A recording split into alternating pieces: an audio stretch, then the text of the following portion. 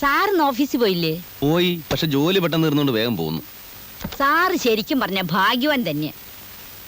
അത് സത്യ. ഓരോരുത്തർ കാലത്ത് മുതൽ വൈകുന്നേരം വരെ ആഫീസിൽ കുത്തി പിടിച്ചിരുന്ന് ജോലി ചെയ്യുക.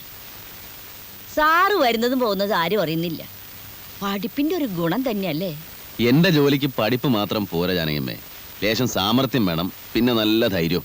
എന്റെ മോ രാമകൃഷ്ണൻ നല്ല സാമർത്ഥ്യമുള്ളവനാ. ധൈര്യത്തിന്റെ കാര്യം പിന്നെ പറയാൻ വേണ്ട. ശവപ്പറമ്പിൽ പോയി കിടക്കാൻ പറഞ്ഞ അവൻ കിടന്നോളൂ. സാറിന്റെ കമ്പനിയിൽ ഒരു ജോലി വാങ്ങിക്കൊടുക്കുവോ? അതാണ് ബുദ്ധിമുട്ട്. എന്റെ കമ്പനി പുറത്തുനിന്ന് ആളെടുക്കൂല. അപ്പൊ സാറിന്റെ കമ്പനി സർക്കാരിന്റെ ആണോ അതോ സ്വന്താണോ? ചിലപ്പോ സർക്കാരിന്റെ, ചിലപ്പോ സ്വന്തം. നന്ന ചെലവിന് പിടി. ചിലപ്പോ ഞാൻ വൈകുന്നേരം വരും. ഓ,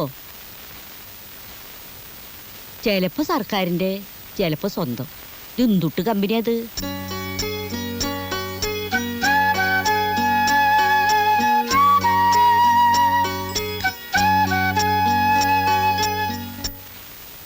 എന്റെ കർത്താവേ.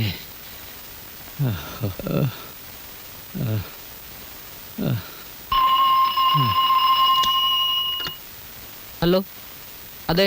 ആരായാലും എനിക്ക് തരണ്ട. നേരിട്ട് സംസാരിക്കണമെന്ന്. രഹസ്യം അത്ര. ഹലോ, ഞാനാണ് ശങ്കർ എന്ന പേരിൽ രാവിലെ റെയ്ഡിന് വന്നില്ലേ, റവന്യൂ ഇന്റലിജൻസ് ഓഫീസർ. എടാ ദ്രോഹി, നീ എത്ര ലക്ഷം രൂപയുടെ മുതലാടാ കൊണ്ടുപോയത്? നിന്നെ ഞാൻ പറയുന്നത് കേക്ക്. വെറുതെ ബഹളം വെച്ച് ബീപ്പ് കൂട്ടിയിട്ട് എന്താ കാര്യം?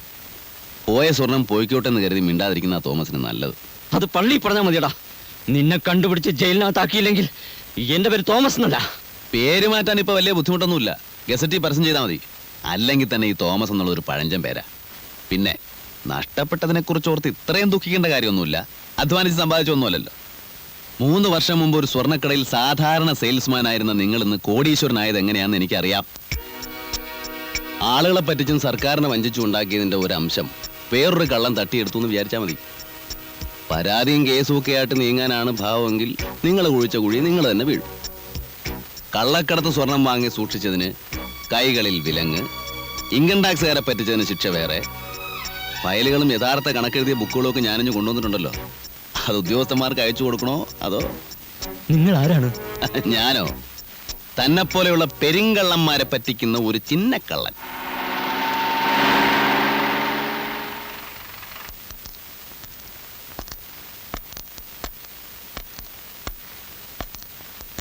എന്റെ പൊന്നു സാറേ, പോയത് പോയി.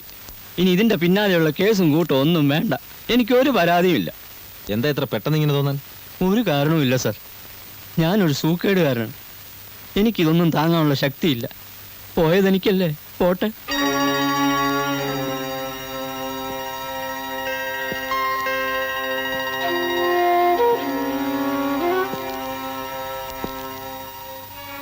പണ്ടൊരിക്കൽ സുലൈമാൻ സാറുള്ള കാലത്താണെന്ന് തോന്നുന്നു, ഇതുപോലൊരു വിദ്വാൻ ഏതോ രാഷ്ട്രീയ പാർട്ടിയുടെ തെരഞ്ഞെടുപ്പ് ഫണ്ട് മൊത്തം അടിച്ചുകൊണ്ട് പോയതായി കേട്ടിട്ടുണ്ട്. എന്നിട്ട്?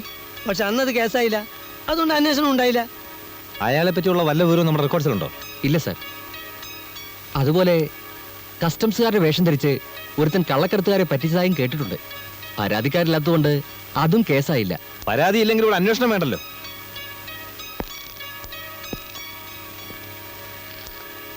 പോലീസുകാരെ പരിഹസിക്കുന്ന കാണാൻ ഇവിടെ എല്ലാവർക്കും താല്പര്യം.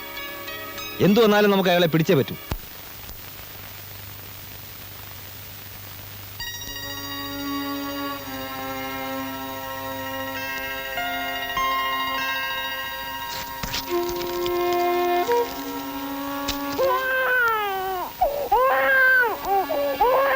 രമണി, ഇതിനെ നിർത്തോണ്ട് പോകുന്നുണ്ടോ?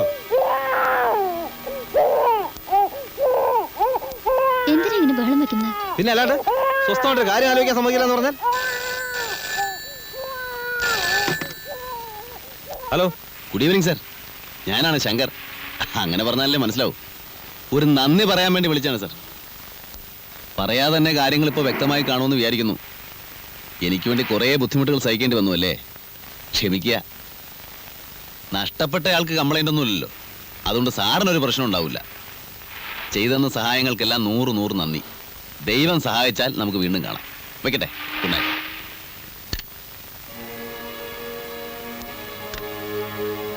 ആരാ വിളിച്ചത്? നീ ആ യൂണിഫോം എടുത്ത് വെച്ചേ.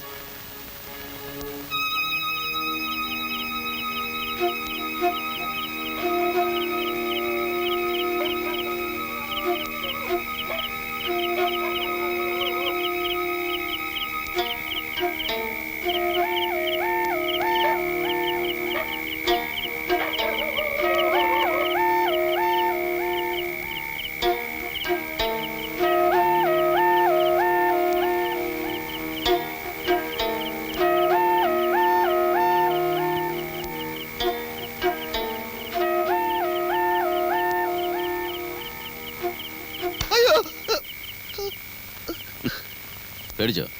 ഇങ്ങനെ പിന്നെ കൂടെ വന്ന് പിടിച്ചാൽ പേടിച്ചു പോകില്ലേ? അത്രയും പേടിയുള്ളവർ ഈ പണിക്ക് വരരുത്. നിങ്ങൾ സാധനം എടുക്കി. പോലീസുകാരെ കാണുമ്പോൾ മനുഷ്യന്റെ നെഞ്ചിടിക്കുക. ഈ കടൽപ്പാലത്തിനടിയിലും ഗുഹയിലും ശവപ്പറമ്പിലും അല്ലാതെ ഈ നാട്ടിൽ വേറെ സ്ഥലമില്ലേ? വേറെ സ്ഥലമുണ്ട്, പക്ഷെ ഈ ഇടപാടിന് പറ്റിയ സ്ഥലമില്ല. നിങ്ങളെ താമസം എവിടെയാ? അടുത്തതാണോ നമ്മൾ അവിടെ വരാം? തനിക്ക് പേടിയാണെങ്കിൽ തന്നെ ബാബുക്കാനോട് പറ വേറെ ആളെ അയക്കാൻ. അല്ലോ, ബാബുക്കാനോട് പറയാനാ? മൂപ്പരെ കാണുമ്പോൾ തന്നെ നമ്മളെ മുട്ടിടിക്കും. അപ്പൊ മൊത്തത്തിൽ താൻ പേടിക്കാൻ വേണ്ടി ജനിച്ച ആളാ ആയിരിക്കും. നിങ്ങളെ പേരെന്താ? എന്തിനാ ചോദിച്ചേ ഉള്ളൂ. പൊതിയിൽ സ്വർണ്ണായിരിക്കും അല്ലേ? അത് ബാബുക്കാനോട് ചോദിച്ചാൽ മതി. കഴിഞ്ഞ പ്രാവശ്യം ചോദിക്കണമെന്ന് വിചാരിച്ചതാ. നിങ്ങളെ നാടെവിടെയാ? ഇയാളെ വേഗം സ്ഥലം വിട്. ഊരും പേരും പറയൂല? അടുത്ത പ്രാവശ്യം കാണുമ്പോൾ പറഞ്ഞാൽ പോരെ? മതി, തിരക്കില്ല. ബാബുക്കാനോട് വല്ലതും പറയാനുണ്ടാ? ഇവിടെ എല്ലാവർക്കും സുഖം, അവിടെയും അങ്ങനെ തന്നെ എന്ന് കരുതുന്നു എന്ന് പറഞ്ഞേക്കും.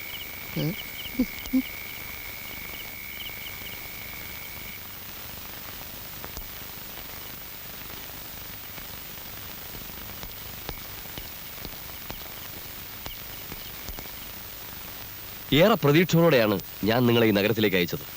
അതുകൊണ്ട് പലരുടെ അപ്രീതിയും ഉണ്ടായി. എങ്കിലും സാരമില്ല, പട്ടണത്തിൽ നല്ലൊരു ഓഫീസറെ കിട്ടുമല്ലോ എന്ന് കരുതി. But have terribly disappointed me. എല്ലാവർക്കും അബദ്ധങ്ങൾ പറ്റും, പക്ഷേ ദിസ് ഈസ് ടു മച്ച്. എനിക്ക് വിശ്വസിക്കാൻ സാധിച്ചില്ല. പട്ടാപ്പകൽ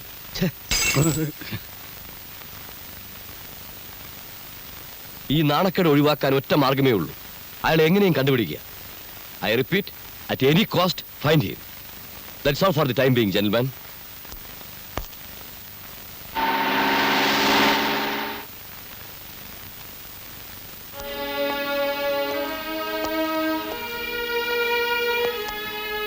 ഇന്ന് നേരത്തെ എത്തിയല്ലോ.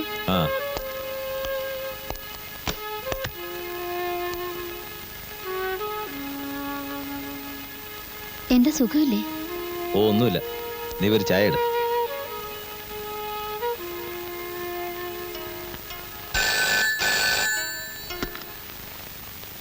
ഹലോ, ഞാനാണ് കൃഷ്ണൻ, അമ്പലക്കാടൻ. എന്തു വേണം? അല്ല, ചിലതൊക്കെ കേട്ടു. ശരിയാണോ? അപ്പൊ അടി തെറ്റിയ ആനയും വീഴുമല്ലേ?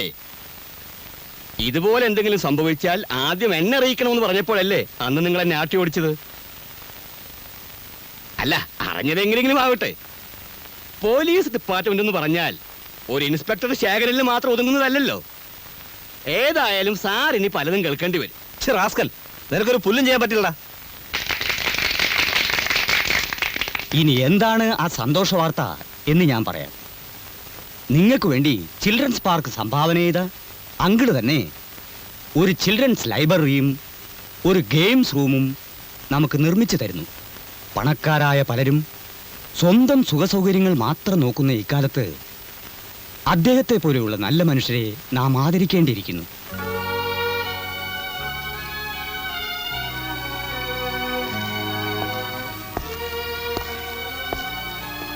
കുട്ടികൾക്കെല്ലാം അങ്കിളിനെ നേരിലൊന്ന് കാണണമെന്ന് വലിയ നിർബന്ധം.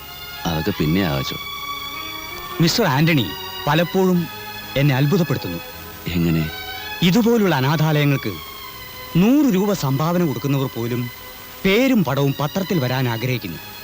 പക്ഷെ എത്രയോ സഹായങ്ങൾ ചെയ്യുന്ന ആന്റണി സ്വന്തം പേര് പുറത്തു പറയുവാൻ പോലും മടിക്കുന്നു.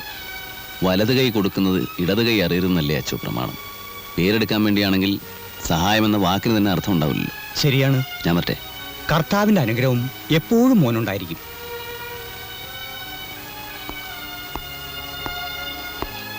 ഒരു സംശയം ചോദിച്ചോട്ടെ അച്ചോ.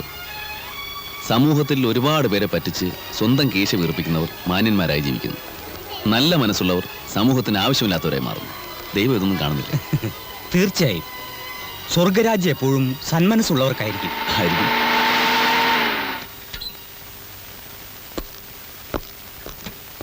എന്താ പോലീസ് ഇവിടെ? എവിടെയെങ്കിലും കുട്ടികൾ നഷ്ടപ്പെട്ടിട്ടുണ്ടാവും. ഉം.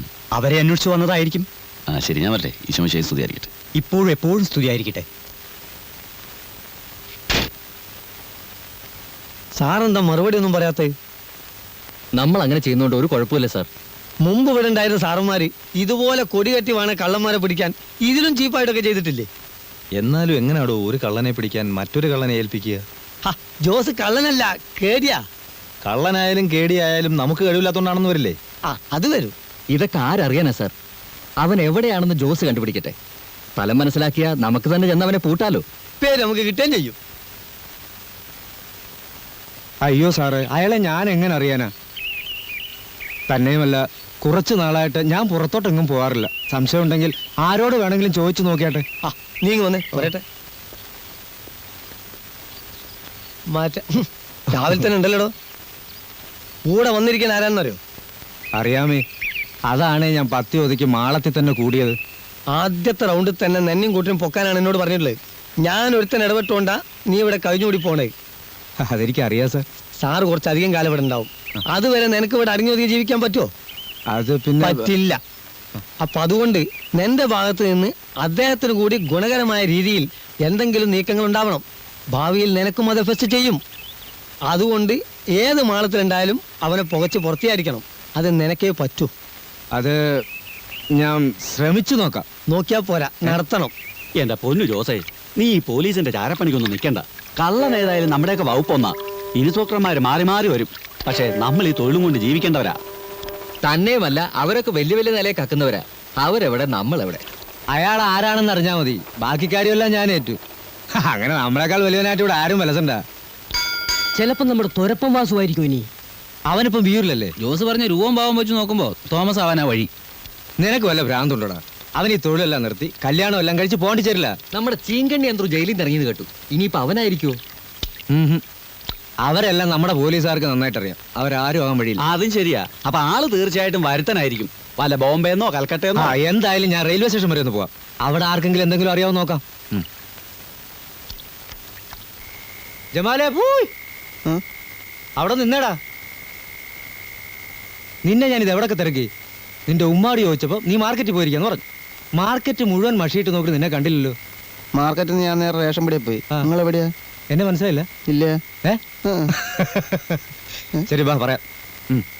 നിന്റെ ബാബുക്കയുടെ വീട്ടിൽ വെച്ച് നീ എന്നെ കണ്ടിട്ടില്ല? ഇല്ല. ആ, എന്നാ ബാബുക്കോട് പിന്നെ ചോദിച്ചാൽ മതി ഈ ജോസ് ആരാണെന്ന്. അപ്പം മൂപ്പര് പറയും ഞങ്ങള് ബടാ ബടാ ദോസ്തുക്കളാ. ഇപ്പൊ മനസ്സിലായോ? ഇല്ല.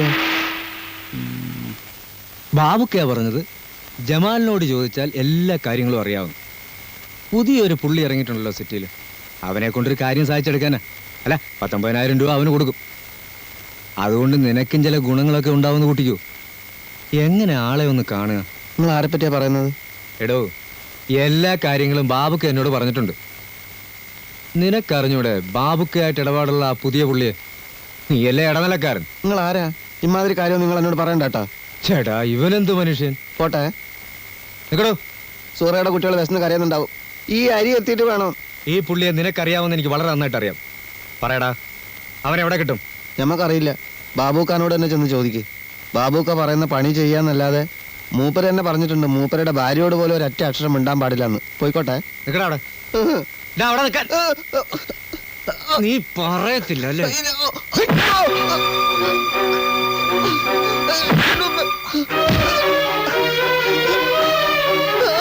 പറയടാ.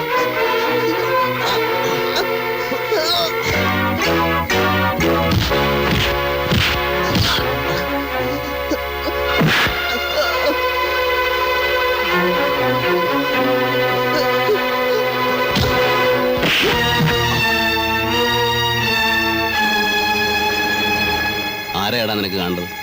എന്നെയാണോ?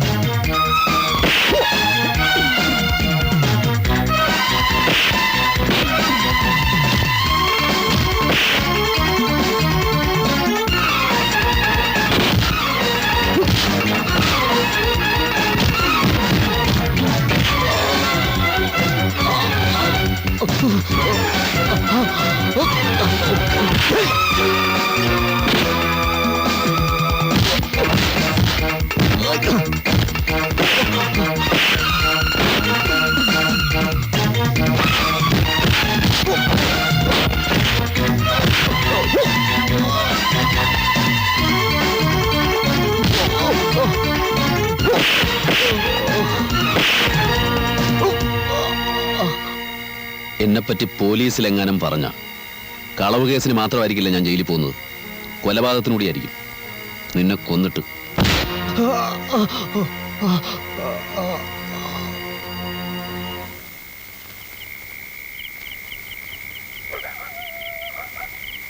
സോറ, സക്കീർ ഉറങ്ങിയ? അതുണ്ട്. ഇരിക്കി. നമ്മളാ കുമാരന്റെ പറമ്പത്തെ തൈക്കുണ്ടിലൊന്ന് വീണ് അരിയും സാധനങ്ങളൊക്കെ കുറെ പോയി. പെങ്ങളാ തല്ലും പിടി ഉണ്ടായിന്ന് പറഞ്ഞാ ഉമ്മയും പെങ്ങളും വെറുതെ ബേജാറാവും. ഓല ആളെയും കൂട്ടി വന്ന് ഇനിയും കുഴപ്പമുണ്ടാക്കുന്ന നമ്മളെ പേടി. ഇനി ഒരുത്തനും വരൂല.